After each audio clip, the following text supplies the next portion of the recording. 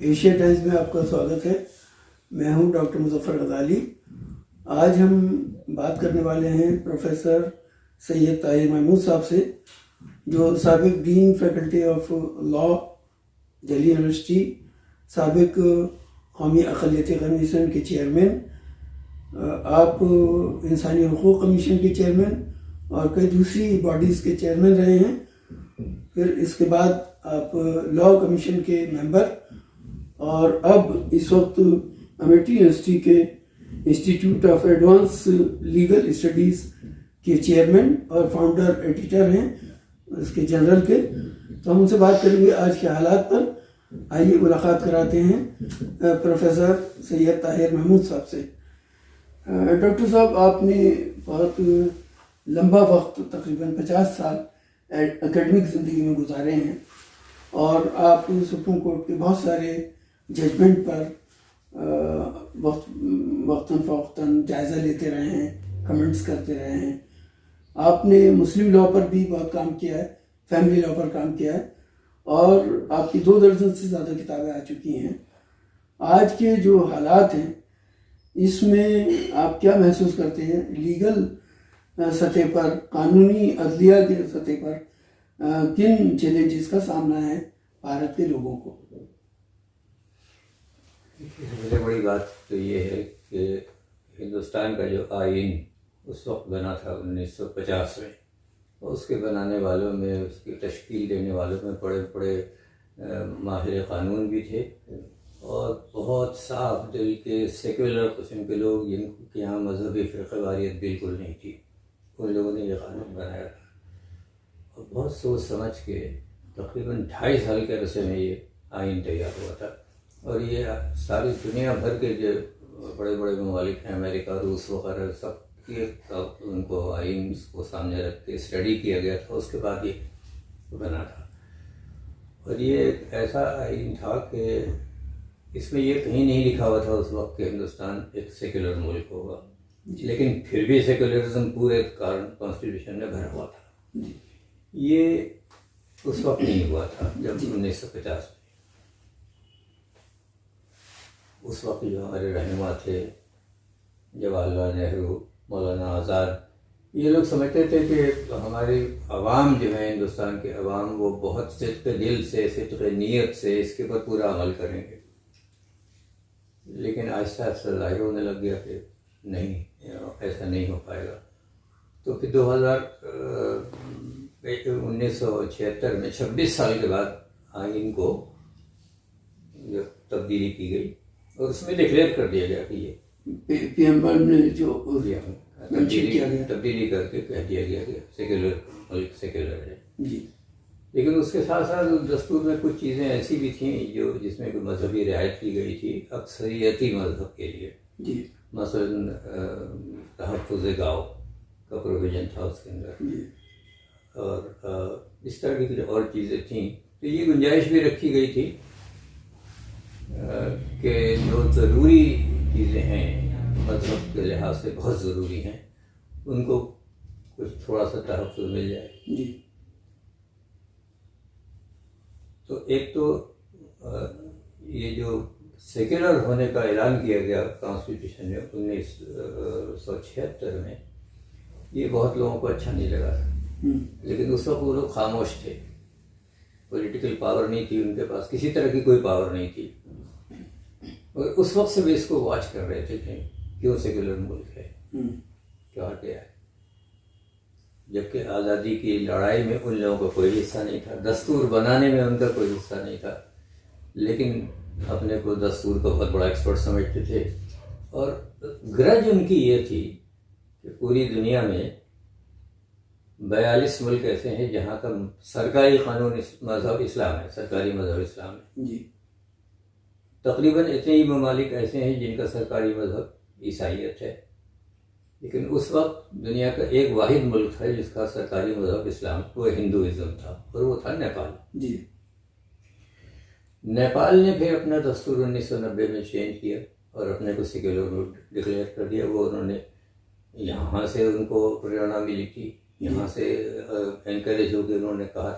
اس وقت بھی ان لوگوں نے، اڈوانی صاحب دوڑ کے گئے تھے وہاں کاٹمانڈو اور کوشش کی تھی کہ ان کو اس سے باز رکھیں، جی لیکن انہوں نے بنا دیا، سیکولر ڈکلیئر کر دیا، تو ایک جو ملک تھا وہ بھی گیا۔ جی اب اس کے بعد سے ان لوگوں نے یہ سوچنا شروع کیا کہ میجورٹی تو ہماری ہے، 78% سے کچھ زیادہ اکثریت ہے ہماری، تو ہمارا کیوں نہیں ہندو اسٹیٹ ہونی چاہیے۔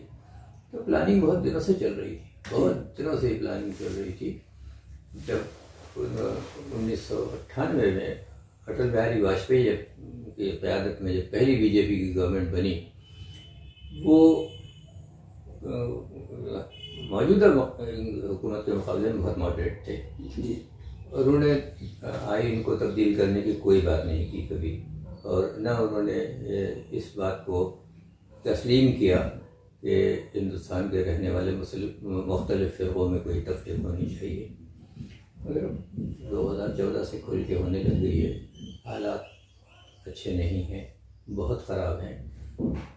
مسئلہ یہ ہے کہ لوگ مذہبی طور پر بے حد جذباتی ہیں۔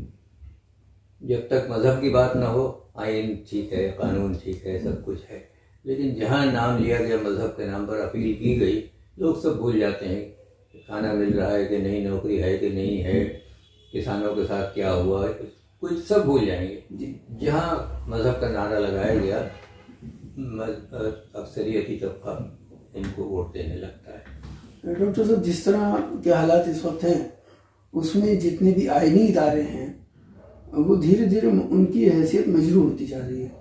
اس کی کیا وجہ ہے؟ جبکہ قانون میں اور آئین میں ان کو اختیارات دیے گئے ہیں، ان کی ایک حیثیت مقرر کی گئی ہے، لیکن گورنمنٹ ان کو بالکل مفلوج بنا کے رکھ دیا ہے۔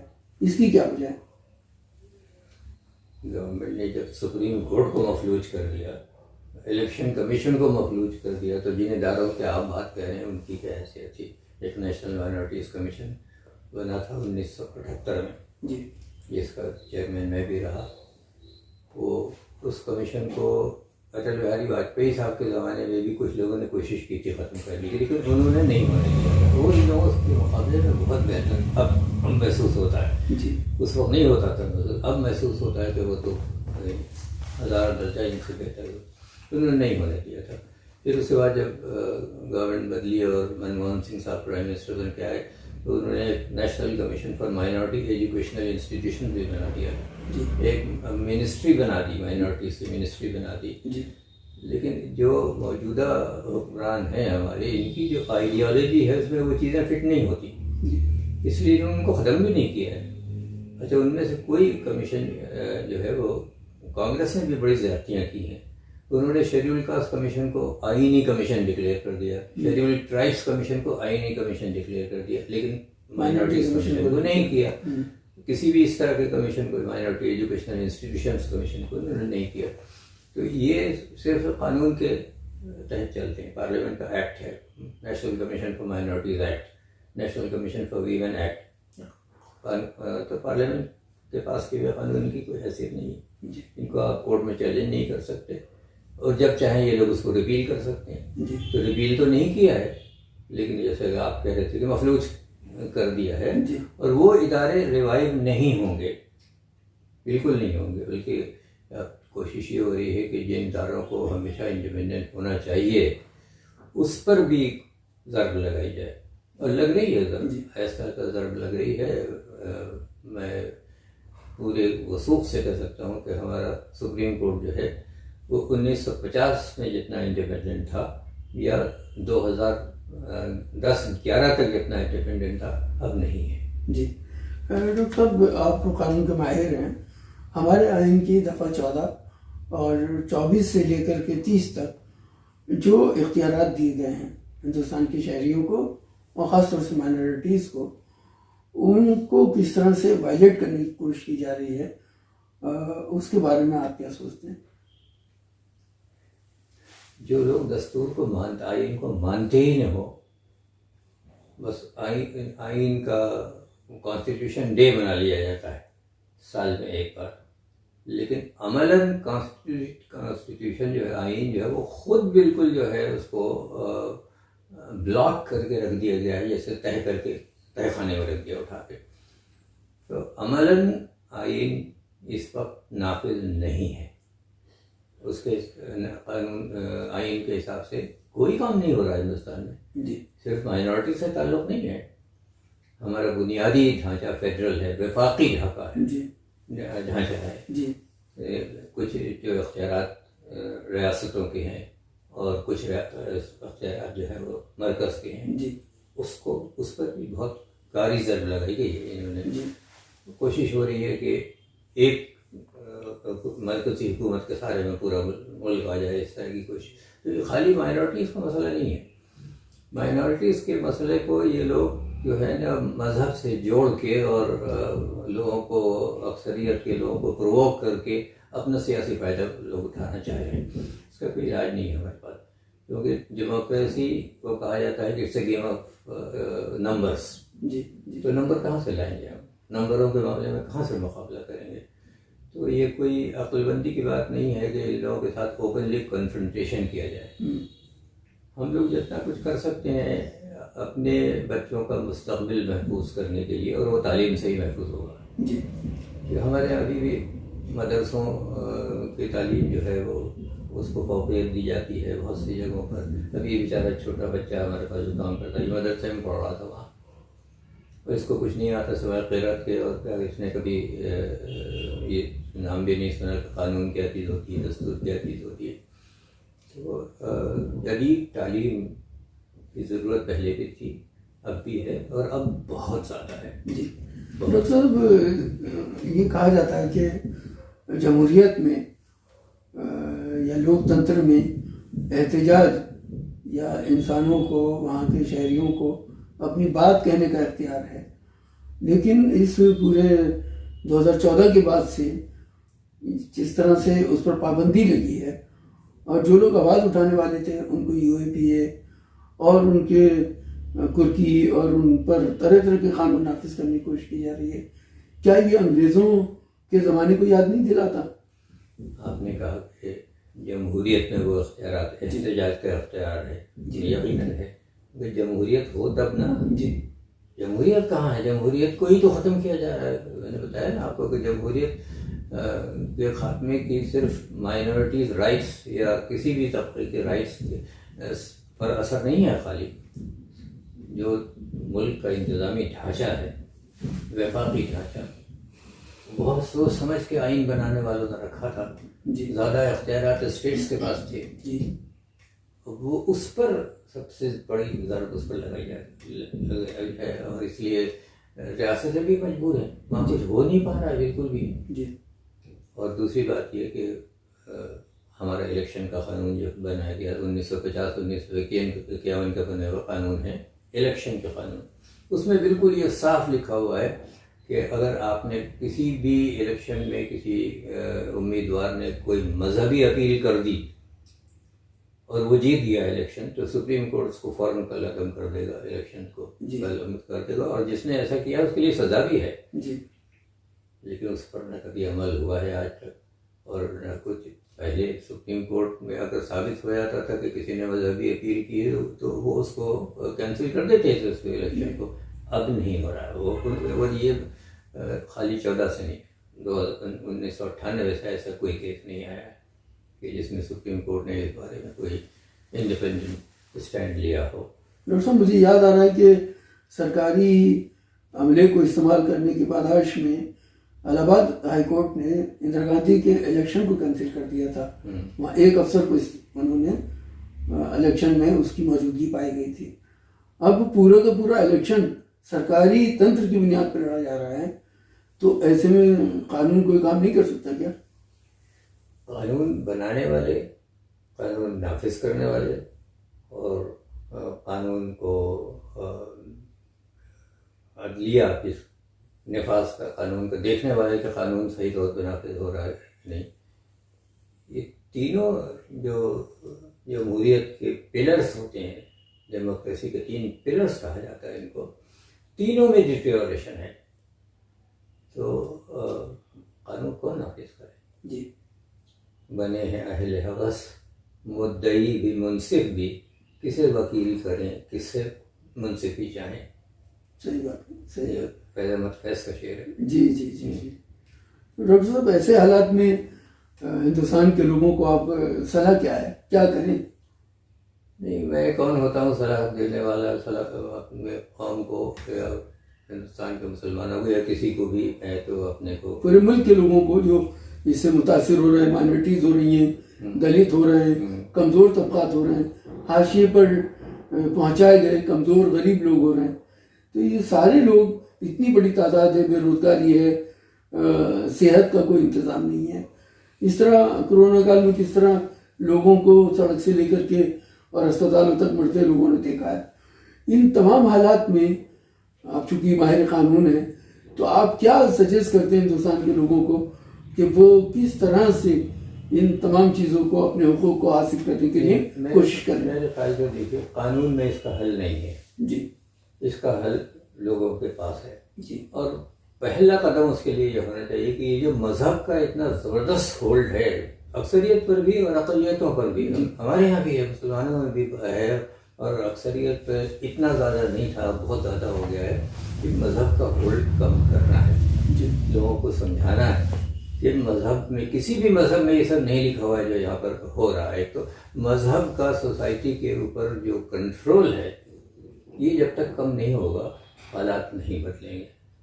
اور دوسری بات یہ جو میں نے پہلے بھی کہی آپ سے, کہ خاص طور سے ہماری قوم کو جدید تعلیم میں اب بہت آگے لے جانا ہے. کر رہے ہیں لوگ, جو ہے علی گڑھ بھی بنا ہے, سب کچھ ہے, لیکن کچھ اس سے زیادہ کچھ انقلابی قدم اٹھانے کی ضرورت ہے.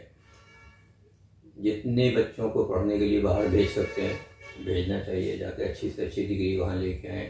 یہاں ایڈمیشنس میں بھی کچھ فرقہ واریت ہونے لگ گئی ہے, مگر پرائیویٹ یونیورسٹیز ہیں وہ کوئی فرقہ واریت نہیں کرتی, کیونکہ ان کو خالی فیس چاہیے ہوتی ہے. اور بڑے بڑے اعلیٰ اسٹینڈرڈ کی یونیورسٹیاں ہیں, وہاں بھیجیں. کوئی ایسا آرگنائزیشن بنائے, ہم لوگ ملت ہماری بنائے, کہ جو ایجوکیشن کو فائنینس کرے, مسلمانوں کے ایجوکیشن کو.